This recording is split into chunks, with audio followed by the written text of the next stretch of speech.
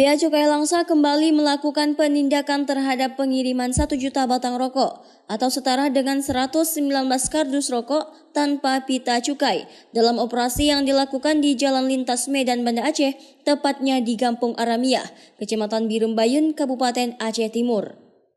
Dari hasil penindakan tersebut, petugas berhasil mengamankan 1.190.000 batang rokok ilegal dengan merek Manchester Royal Red, HND Classic, dan Lufman.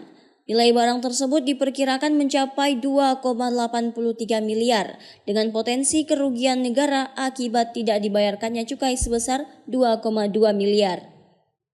Kepala Kantor Bea Cukai Langsa, Sulaiman, menyebutkan, sempat terjadi kejar-kejaran oleh petugas dengan pengemudi rokok ilegal tersebut.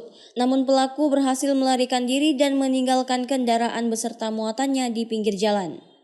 Sulaiman menambahkan, saat ini seluruh barang bukti hasil penindakan telah diamankan di kantor Bea Cukai Langsa untuk diproses lebih lanjut. Meskipun pelaku tidak ditemukan di lokasi penindakan, namun pihaknya akan tetap melakukan penelitian atas kasus ini hingga tuntas. Dan kami melakukan analisa, mitigasi, dan pengejaran terhadap kendaraan yang diduga melakukan pengangkutan rokok ilegal tersebut.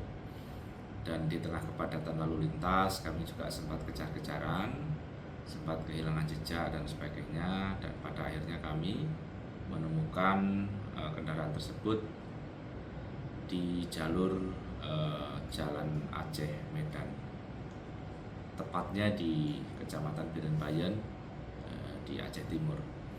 Kami mengamankan 1.190.000 batang rokok ilegal. Sulaiman berharap kepada dukungan dan peran aktif seluruh lapisan masyarakat untuk meningkatkan kewaspadaan, memberikan informasi, dan bersama-sama melawan peredaran rokok ilegal khususnya di Kota Langsa. Dari Langsa, Silina Vita melaporkan untuk Puja TV.